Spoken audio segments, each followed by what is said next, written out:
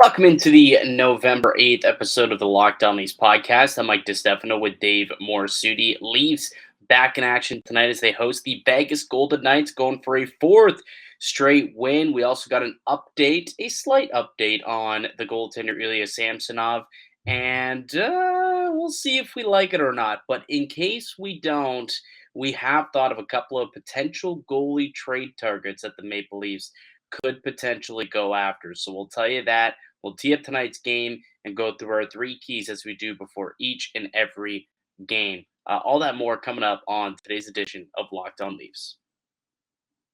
You're Locked On Maple Leafs, your daily podcast on the Toronto Maple Leafs. Part of the Locked On Podcast Network. Your team every day.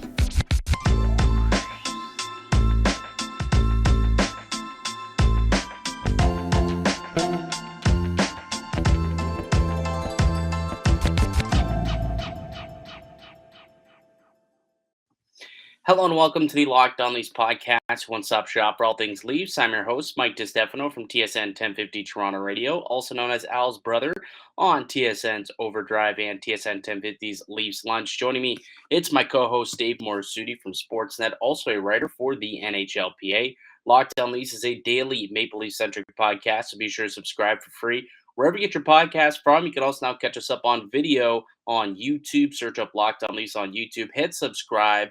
Smash that like button, the notification bell, and get new content delivered to you each and every morning, Monday through Friday. All Leafs, all the time, courtesy of Dave and I. And it is a Leafs game day, Dave. The Maple Leafs will be putting that three-game winning streak, rather, to test tonight, going for a fourth straight against what is the league's best at this point, Vegas Golden Knights. A little bit of a rematch from last week.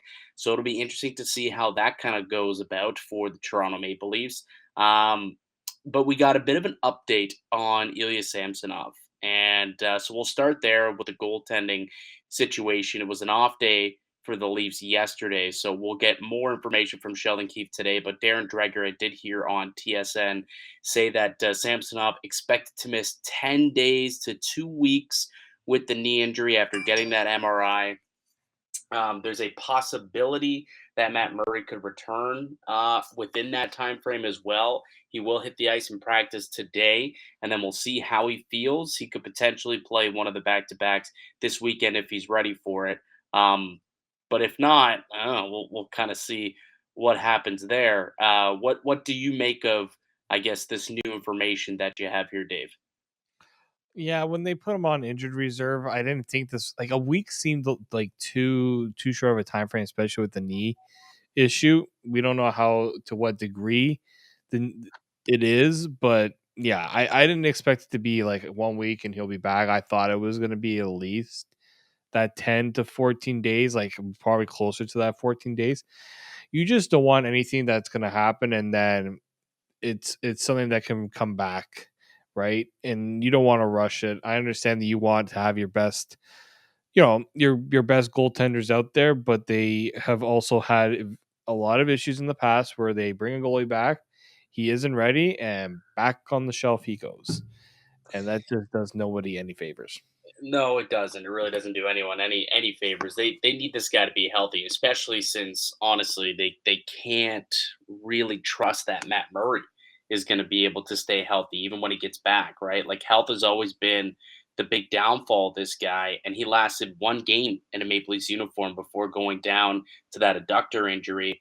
Not to say that we have to write him off for the season or anything like that, but how much trust do you have that he can be a legitimate backup? And, Samsonov, it's 10 to 2 weeks. If it's anything longer than that, if he suffers any sort of setback, now you're looking at Matt Murray and Eric Shalgren as your tandem.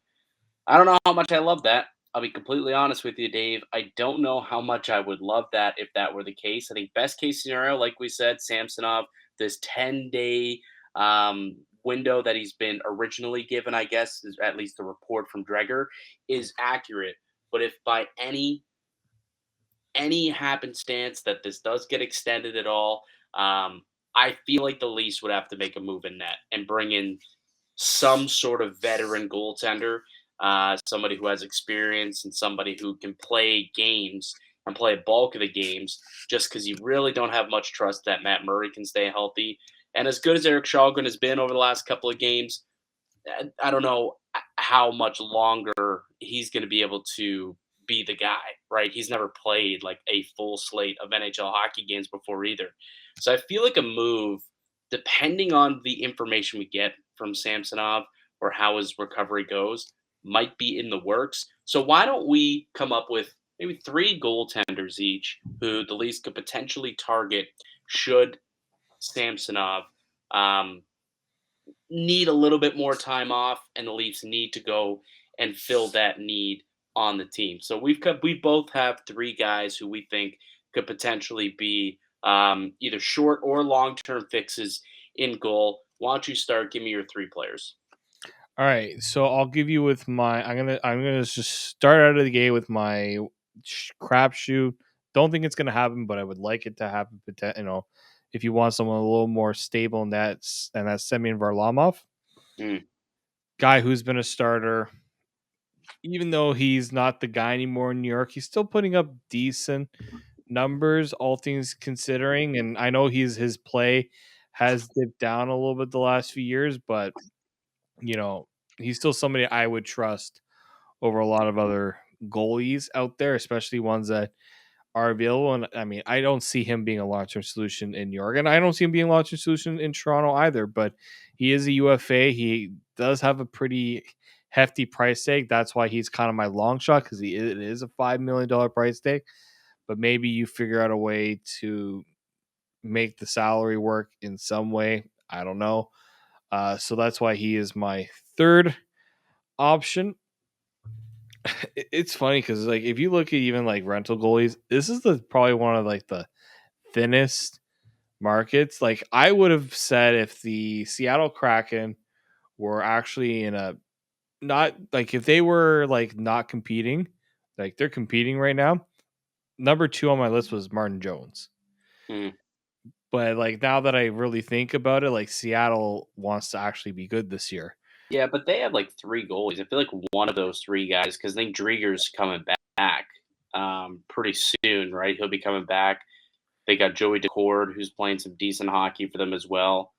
I think they could move on from a Martin Jones if that means getting some sort of pick or a B level prospect back. Maybe not a B level, like a B minus C plus maybe. Yeah, I was gonna say I ain't throwing a lot. I mean, Martin Jones was just signed to a, and the other reason is $2 million. Not bad for a guy that can be a 1B option for you. And yeah, I know some people have think of Martin Jones and they're like, Martin Jones can at least give you a little more confidence that he can stay healthy and give you enough games to be an option. So I'm he was number 2, and then number 1. Hate to say it, but good old James Reimer. Yeah. He and this is not a nostalgia factor. That's not even it for me. I'm not like that's for Steve Dangle. That's his He's guy. playing well. He's playing well right now out in For a great guy at San Jose. I mean, San Jose's played better than I expected. A lot of that has to do with Eric Carlson back to being a Norris caliber defenseman right now. But yeah, good. His last like since he's been in San Jose, who have not been a competitive team, he's put up very competitive stats considering what he's had to work with in the past. I like James Reimer because he's a free agent at the end of the year. Not a very high demanding contract, 2.25 million. Like you can try to find a way to make that work. He knows this market. Justin Hall going back the other way would make that work. Done. Yeah, Just saying. done. I know he does have a modified no trade clause, if I'm not mistaken. So 5, yeah, it's a 5-team no trade list. So I would be hard pressed if the Maple Leafs are on that list, though. So I yeah, feel like if the 2 parties want to get something done, I feel as though they would be able to get a deal done there. yeah, no. I think yeah, that would be the ideal guy because he's a free agent at the end of the year. He's gonna want to secure another deal. He wants to probably. I mean, assuming he's 35, he's not done playing at this stage of his career. So maybe he wants to keep things going. Maybe he likes San Jose so much he'll want to stay there, but San Jose is in no position, I think, to keep a goaltender that could potentially look to move on at the end of the year as well. Yeah. I will tell you my three goaltenders in just a moment. James Reimer was one of those guys, so I'll give you some more insight as to why I think he could be a good bet for the Maple Leafs to make. And speaking of betting, betonline.net is your number one source for sports betting information, stats, news, and analysis. Get the latest odds and trends for every professional and amateur league out there, from football to soccer to basketball, hockey, esports.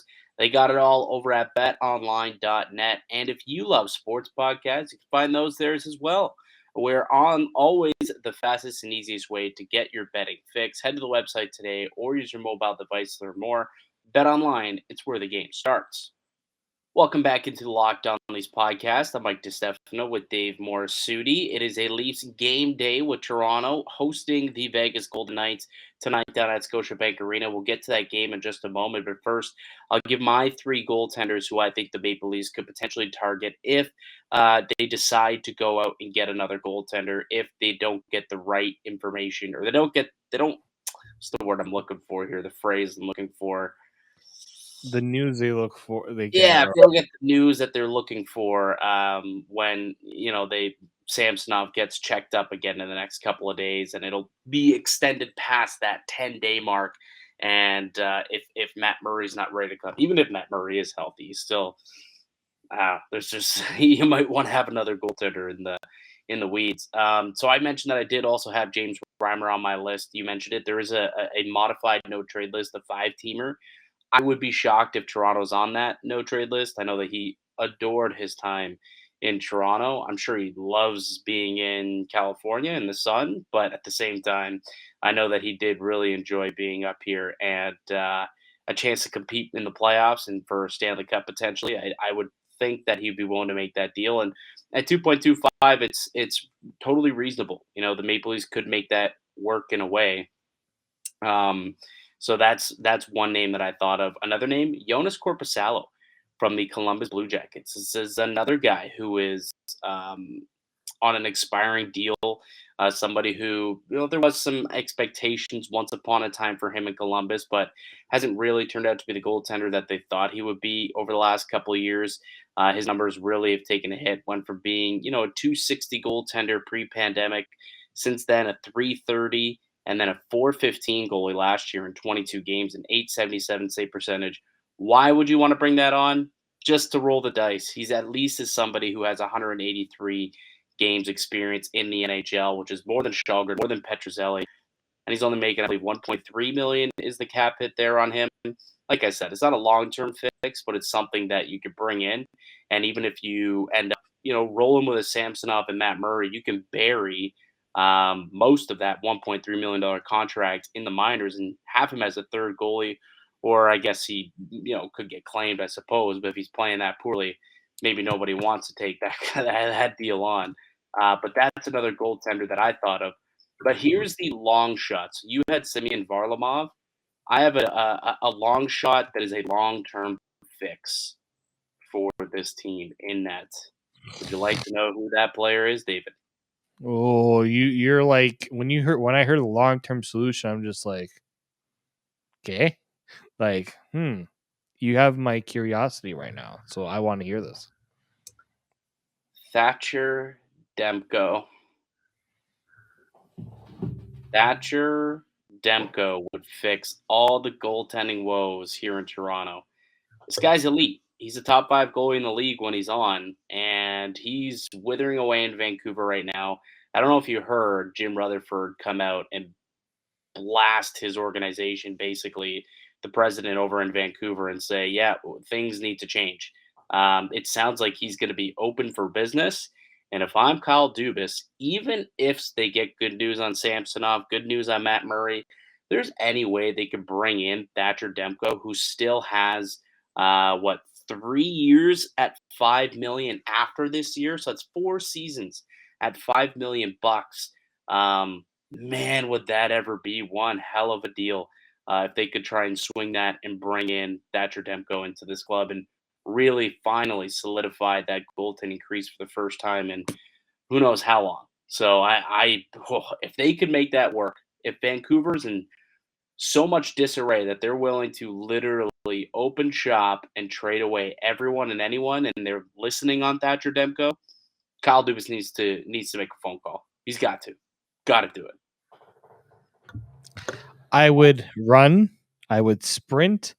I would I would do whatever it took if any inkling that the Canucks would even consider moving Thatcher Demko. Like that would be the dumb. Like teams have made dumb moves, a lot of dumb moves. Vancouver has made a lot of dumb moves with goaltending in the last few years.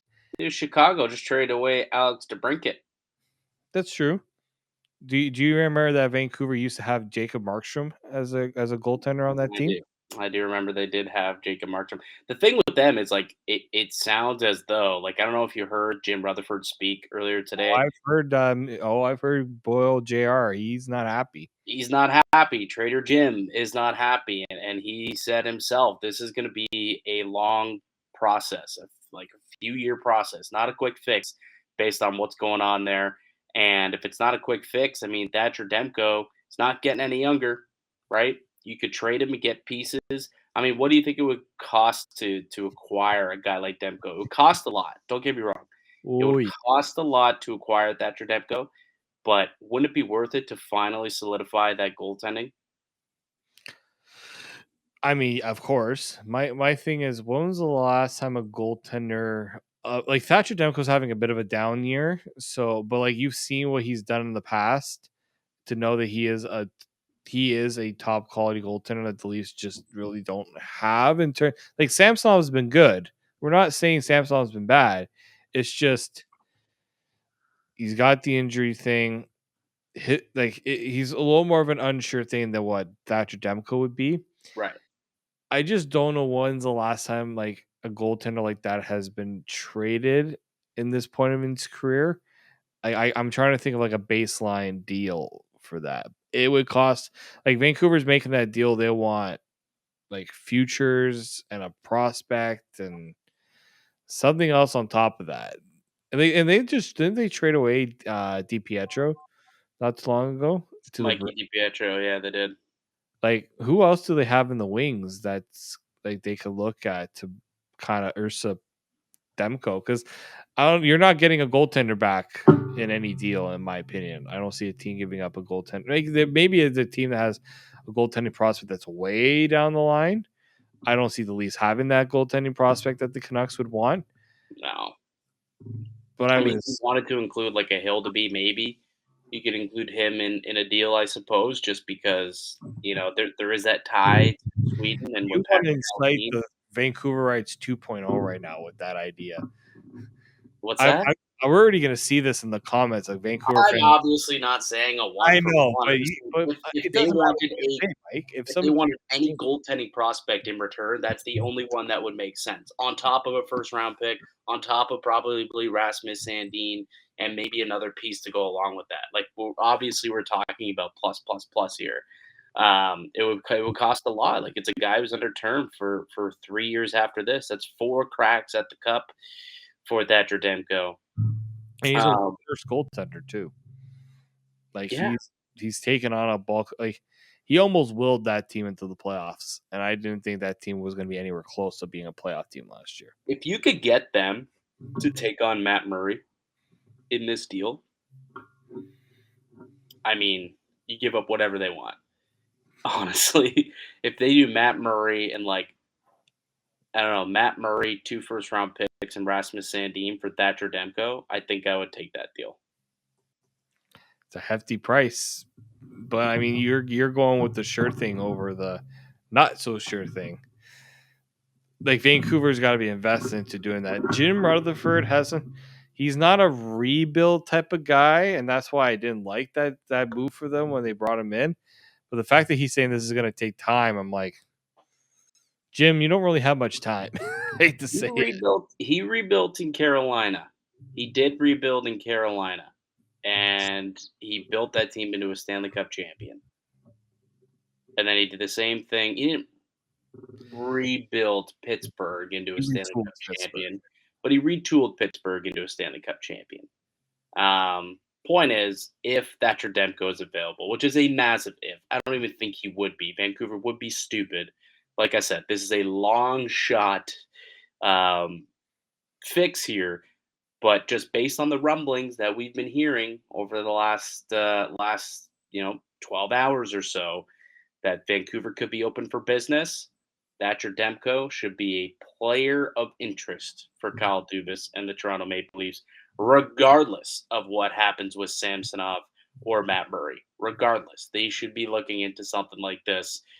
Maybe a Connor Garland could be another player that they could potentially be interested in.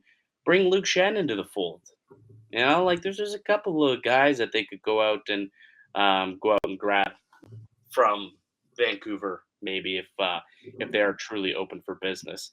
All right, let's put a pin on that conversation. It's always fun to have a little speculative trade talk, though. It's been a while since we've been able to do that, but here we are, right? We're kind of getting into the groove of the season where things I are just starting to can't happen. wait to read the comment section after this one. Oh, it's gonna be Oh lovely. yeah, comment section is going to I be. cannot wait. All right, we're going to get ripped. Absolutely. Especially everyone listening out from Vancouver. Oh, you guys have no idea what's going on. Okay. I watch a lot of Vancouver Canucks games, sadly. So do I.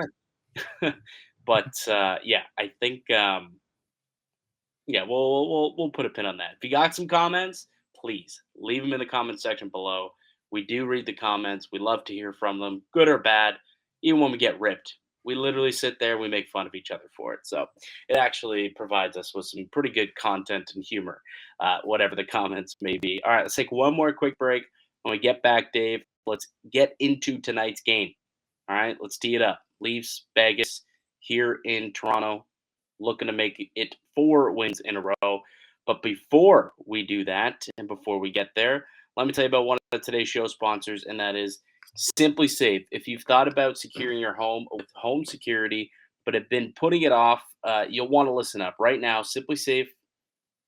Right now, Locked On Leafs listeners can order the #1 rated Simply Safe home security system for 50% off. This is their biggest offer of the year, and you don't want to miss it. Simply Safe was named the best home security system of 2022 by U.S. News and World Report, a third year in a row. And in an emergency, 24/7 professional monitoring agents use fast product technology exclusively from Simply Safe to capture critical evidence and verify that the threat is real so that you can get priority police response. 24/7 professional monitoring service costs less than $1 a day, less than half the price of ADT's traditional professionally installed systems. And with the top rated SimpliSafe app, you can stay in complete control of your system anytime, anywhere. Arm or disarm, unlock for a guest, access your cameras, or adjust the settings. Don't miss your chance to save big on the only security system that I recommend. Get 50% off the new SimpliSafe system at simplysafe.com/lockedonnhl. This is their biggest discount of the year, so you won't want to wait. That's simplysafe.com/lockedonnhl. There's no safe like SimpliSafe. Welcome back into the Locked On Leafs podcast. I'm Mike DiStefano with Dave Morassuti. We're hosts here at Locked On Leafs, the best and biggest and only, I'm pretty sure, daily Maple Leafs podcast in all the land. So if you are rocking and rolling with us on a daily, thank you so much. We appreciate the support. If it's your first time, we also appreciate the support and hope you come back and join us. We do put out new content each and every day, Monday through Friday, all Leafs, all the time. And the Buds are back in action tonight, pal. Putting that 3-game winning streak on the line. They host the Vegas Golden Knights, coming in as the league's best team right now in the National Hockey League. How you feel going into this one, Dave? You think that the streak can continue at the rate they're playing, or you little worried over there? I mean, this team is a roller coaster. Like you're I don't know if we're up or down. Like every day it seems to be different. Yeah, But I think seeing what they did the last few games, they're like they seem like the mentality is totally different with this team. They're playing with a lot more confidence. They did not. But the thing is, when they played Vegas, they were coming off a win, and I thought that's what was disappointing is that they just looked so out of it and they had no reason to be out of it. So I think they have a better idea of what to expect from Vegas this time. Nothing will surprise them. So I'm expecting a much better effort in this game, but it is not going to be easy because I know Boston was on a roll and the Leafs beat them. Vegas has been on a roll and beating teams pretty good too. And they also have the confidence knowing that they beat the Leafs pretty handedly the last time. So Toronto's really going to have to step up their game. I think even more so than they have the last few days, especially defensively. That's going to be the biggest question mark. I know we're going to go through our three keys of the game, but like what I saw out of Vegas the last time, they were ready to pounce on any mistake that Toronto made. Yeah, yeah, they can't really make mistakes. They got to play a simple game, and they got to limit turnovers because that's one thing that Vegas does best. Is they got great speed for that counter attack. You turn the puck over, odd man rushes ensue, and Eric Shalgren's not the guy I want to be defending odd man rushes a whole lot. To be quite honest with you, um, I'm curious though when it comes to the lineup. Right, so we're recording this technically. Monday night, Tuesday at midnight, realistically. Um, so there was no practice yesterday. By the time most people listen to this, I guess they'll know the answer because practice will be rolling if you're listening in the morning. But I'm curious to get your thoughts on whether or not you would be team keep the lines the way that the game ended after the blender got brought out and Marner was with Tavares and Nylander was with Matthews and how that ended up shaking up. Or do you think that Sheldon Keefe should put the lines back together the way the game started with Marner and Matthews together, Nylander and Tavares? If you were the coach, David, how would you be entering this game with the lineup card? I would keep the lines not keep the lines at end of the game. I would go back to what you did before. With that being a road game, they clearly want to go with a different look, mix things up, kind of move things around. But being at home allows you to control the matchups a little bit more. So I think Sheldon Keefe, if I know, I've tried to figure out Sheldon Keefe's plans with the lines, and it's been the toughest thing, really, because we Yeah. think one thing and then it's totally different. I'm going to assume, to my best of knowledge, that he's going to keep it to what we have seen more so lately, especially what like similar to what they had against Boston. Yeah, I would think that's the case. You bring up a really strong point, actually, just the whole home road starts and the fact that at home you would be able to have a more favorable matchup if you want to have Matthews and Marner out there together, like for offensive zone starts, and you could be able to, play them against worser competition, not against the opposition's best shutdown pair and shutdown trio. So I suppose in that respect, yeah, you could keep those guys together. But I actually liked what we saw out of that top six group when they got split up. Like I thought that Marner and Tavares found a little bit of chemistry. Clearly, like they scored a goal. The goal that we saw happen. I saw Nylander, Kerfoot, and Matthews looked pretty good together when they were out there in the third period. So I kind of liked what I saw. So I guess I'd be okay with it either way. So we'll see what ends up happening, I suppose. I don't anticipate any changes to the blue line. I think that'll remain the same because it's back-to-back games where the blue line has been pretty good. And I think a lot of it also has to do with the forwards helping support the blue lines. And that's one of my keys to the game. If we roll right into those, it's continue to support the D, right? The forwards got to continue to support, play a 200-foot game. They got to buy in and they got to go in and take away middle ice and not allow Vegas to really dictate and fight for space. They got to go out there and they got to defend defend the house, defend the middle of the ice, and that's not just the defensemen; it's also the forwards who got to do that too. So that's one of my keys to the game. What's one of yours? One of mine is turnovers. Please, for the love of God, do not make it easy on these guys. Like turnovers out, they've been better at it, but they're still guilty of those turnovers in bad spots. You're not going to be totally clean with the puck, but just don't do it in an area that's gonna, you know, you're gonna regret later in the game. And they had too many of those against Vegas, in my opinion. So that's going to continue to be one of my keys to the game, almost against any team at this point with the Leafs, because it puts the defense in a bad spot when the forwards or the defensemen are giving up the puck a little too easily. Yeah, I think that's a good call. A good call to try and limit the turnovers. Vegas. One of the other ones I have is try and make good on the special teams opportunities that you get, because that is surprisingly for a team that's 11-2 and at the top of the league in the standings. Their special teams aren't great. They're not terrible, but they're not great. The power play ranked just 13th, and the penalty kill ranked 20th in the National Hockey League, killing off at just a 76% rate.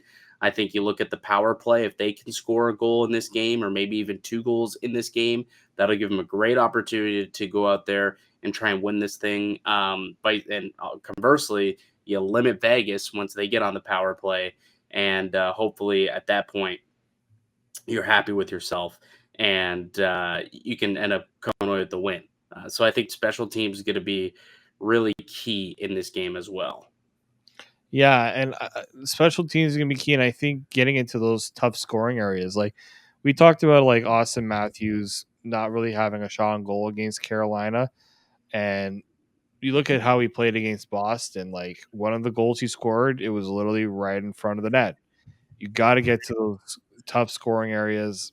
Vegas is not going to make it easy. You know, Bruce Cassidy knows exactly what to expect from this Leafs team. So you have to fight for the spaces that you want, and I think that's allowed for better. I think there's been a big difference in the Leafs game is they're trying to get to those tough areas to score. They're getting those rebounds. They're getting those high danger scoring chances, high percentage plays. So they got to continue to work at that. Yes, completely agree. I got sidetracked for half a second there. There is, I don't even know if we want to go down this road right now. There is a article that was written by the hockey writers. Oh no, please! I've seen this one. No, don't do it. No, do we? I feel like we. Okay, it's. I'll tell you the title, guys. It's called the entire time. Potential Trade Ideas to Send Jack Campbell Back to the Maple Leafs. Yeah, I don't think anyone in Toronto wants Jack Campbell back the way that guy's playing. Notice that Jack Campbell wasn't even a name to even consider to trade for when we were doing those trade proposals. There's a reason. Like, no. Like there's multiple reasons. Not a reason. There are multiple reasons. One being he's been quite literally, like this isn't even hyperbolic. Go look in the underlying numbers. The worst goalie in the National Hockey League. The worst goalie in hockey. And he's got 5 years left at $5 million on that contract. No thanks. I'll pass. I will pass. I'll go 3 weeks with Eric Shalgren as my number one before bringing in Jack Campbell and that contract. Pass. Yeah. Oilers fans, you were all talking about how the Leafs, why are they letting such a good goalie go away? I don't think you're. I don't see many Oilers fans sticking it to Leafs fans after what we've seen there. I was trying to remember what some of the articles that I remember seeing from when the Oilers made that signing. I mean, I just did. He's in such a bad place right now. Personally, it's tough to watch in terms of with Campbell because he called his performance pathetic. Yeah, the other day, and we know in Toronto he's been hard. He's always the guy that's been hard on himself. But I just remember that after that off season that the Oilers had, like they were talking about Stanley Cup for this team, and I'm like, well, yeah, the goaltender you picked up hasn't won past the first round of the playoffs.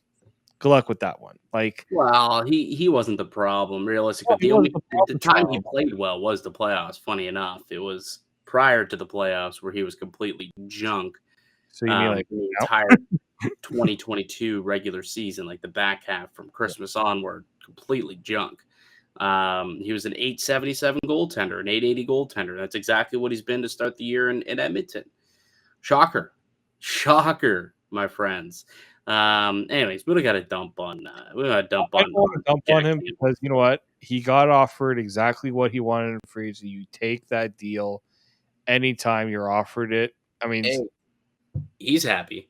He's got $25 million coming to him over the next 4 or 5 years. yeah. I mean, he's upset clearly because he wears his heart on his sleeve, and he's a competitor. Clearly cares, but at least he'll have a mansion to go home to go home and cry to. Right? He left Toronto. He wanted to go for the money. He didn't want to play for the better team. He wanted to go for the money and the term, and you can't fault him for that. Absolutely cannot fault him for that. But then we can't sit here and also, cry over the guy. After we're having potential doomsday scenarios where we have to find at least have to find a goaltender. So yeah, that should tell you enough about how we feel about Jack Campbell that he's not even a thought of goalies to bring back in here. Anyways, let's put a bow on that one. That kind of ended up going wayside, but just let me know. Do the Leafs continue their winning streak tonight, Dave? I do. They actually, I was trying to find it. I couldn't find their record against the Vegas Golden Knights at home, but they've been a very good team against Vegas generally. I can tell you that in just a moment. I was trying to find that stat. I found like their overall record at home. So at home, they've won 4-0, 2-1, 3-1, 4-3. So I believe they're 4-0 at home against Vegas. I thought it. I just couldn't figure out I just couldn't find the stat. So yes, if this is correct, because they don't play Vegas that much at home. Yeah, Golden Knights are 0-4. They play once a year, right, in each other's building. Yeah. So this will be the 5th time since Vegas' inception that they'll be at Scotiabank, and they've yet to pick up a victory here. Toronto's done a pretty good job, but Vegas has never been this good, I would say. Like, this team is solid. Talent-wise, I don't think they have been this good. And some people will scoff like, well, I mean, they did go to the Stanley Cup final. That team did not have the talent that this team has. No. The only thing that team has that this team doesn't have is a bona fide starter in net, in my opinion. I mean, they don't have that. If they were going to expect that it was Robin Leonard that was going to carry the torch for them, it's not. But they're still a top team in the league despite of that, and that tells you how much talent this team has. Dude, yeah, it does. And they just completely buy in, and it's just team defense. Like, both those goalies, Logan Thompson, I believe, is going to start tomorrow. I mean, either goaltender starts tomorrow, and the Leafs have themselves some troubles. But Logan Thompson has been the number 1A. He's 6-2 on the year, and .934 save percentage. Aiden Hill, yet to lose a game, 5-0 with a .925 save percentage. So, not as big, not as many question marks in goal out in Vegas as there are here in Toronto, which is funny considering it's Aiden Hill and Logan Thompson, two guys who also have not been not even 1Bs in their careers, let alone, having to share a 1A, 1B role together and being a tandem. But I mean, it'll be tough. It'll be tough for them to pull out the victory. But if they pull out the win, that's a statement, man. That's a statement. The same week you go out, you get a dub against Boston, a gutsy win against Carolina, and then you go out, you get yourself a win against the 11-2 league leading Vegas Golden Knights. Man, that would look real nice on the calendar to start the month of November. Hot 4-0 to start November. Would love it. After the dumpster fire of October. Yes, absolutely. Hot November, baby. Hot November. It's always been that way with Toronto. They always have a hot November. Remember Freddie November? Oh, yes. then you had Jack Campbell last year getting like second star honors in November. Always a hot November. So I think the Leafs, we'll see if they can keep it going. All right, that'll do it for us here today on the podcast. I'd like to thank you all for listening and supporting the show. You can subscribe to the Locked On Leafs podcast on all podcast platforms and receive daily Leafs content. Follow myself on Twitter at Mickey_Canuck. Follow Dave at D_Morassuti. Follow the show at Locked On Leafs. Go ahead, leave a like and a comment down below as well. We'll be back for another episode tomorrow. We'll recap the game against the Golden Knights. See if they can push it to 4 in a row. Enjoy the game tonight, folks. Puck drop at 7. Until then, keep it locked right here on Locked On Leafs.